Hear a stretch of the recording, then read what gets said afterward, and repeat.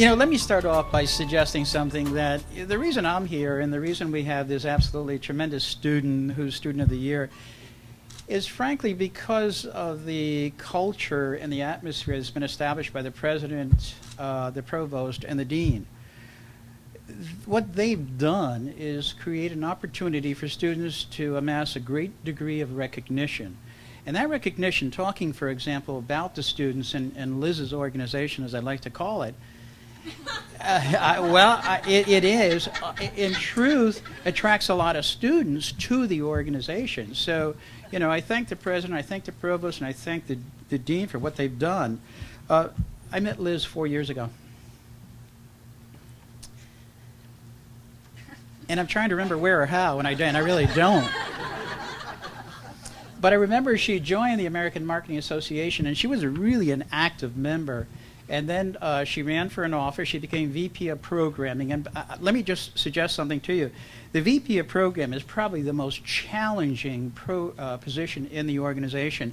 We often think the president is, but I'm convinced it's the VP of Program. They do more. And then she ran for president and was easily elected. Liz is just this wonderfully smart, dedicated young woman who, quite frankly, I dreamed of having a president in the AMA who would be detail-oriented and wouldn't forget anything. And that's what we wound up with when Liz was elected to that position. And, our president, President Christian, said something about the AMA and their accomplishments in New Orleans. Let me just add a couple things to that Liz was really responsible for. I've always been an advocate of not pushing too hard. Liz said, you know what, if we go to New Orleans, we could probably compete in several different competitions. And I said, I doubt it. We could probably only do a couple. But under her guidance, we wound up competing in several different competitions, things we just had never done before, and she was the driver behind that. You may not know this, but we achieved a grade which was the highest we've ever managed to accomplish of 93.7. Now you may say, gee, that's great. Yeah, but 95 would have brought us to the gold standard, so we're a point away. And the question is, who kept us out of the gold standard? A small school called Wharton.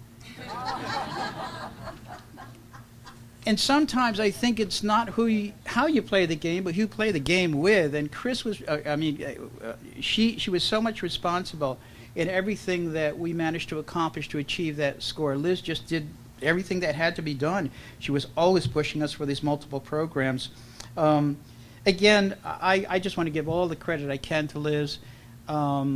She has been an advocate for students. She's been a leader for our board. She's one of the few leaders I've met who doesn't yell at her board.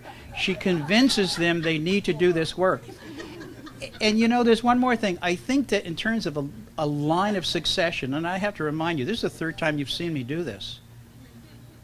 And you've got to ask yourself, how come I'm up here 3 years in a row? Because every Student of the Year has been the president of the American Marketing Association. It simply says something about the quality of the students that are attracted to our organization. I had a conversation with Liz's grandparents and parents. I said, you know what? It isn't necessarily about the AMA's ability to develop these students. It's about the quality of the students that come into the AMA. There's a difference here.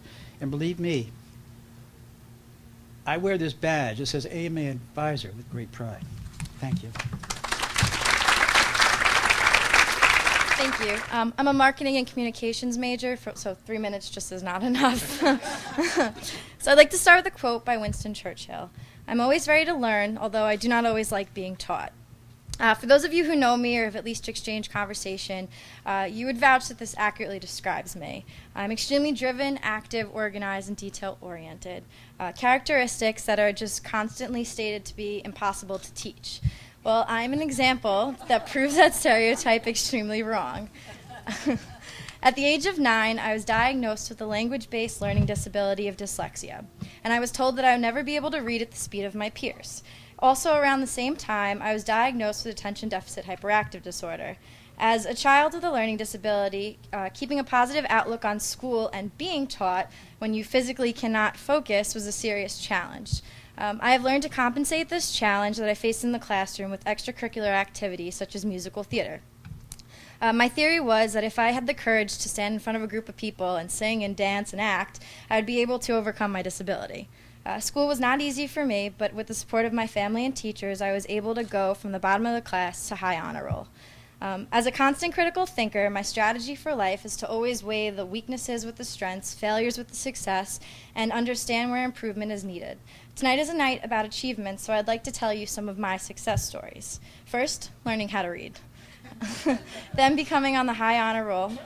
Receiving leadership responsibilities in various student organizations, getting a job, being promoted to a management position at the age of 16, learning how to drive, being accepted to college, becoming a mentor and a mentee, being certified as a fitness instructor and coordinating various charity events, being selected as a student ambassador for the School of Business for the AACSB accreditation process, receiving the opportunity to have a marketing internship, being an undergraduate while taking master-level courses, receiving Dean's List recognition every semester in college, graduating college with honors while working more than 20 hours per week, and right now, being Student Leader of the Year.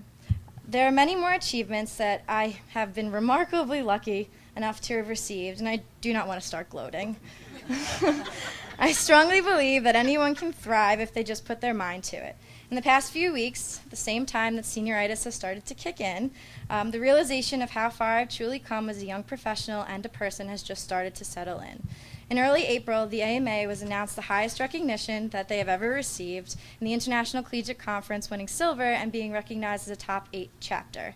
During this conference, I had also received news that I had won a scholarship for the New York Capital AMA. 2 weeks later, I was then selected as the Outstanding Service Award for the School of Business. And just last week, the AMA had received 4 Student Association awards, one of which was a leadership award to me as Club President of the Year from the whole college. Does anyone see a trend here?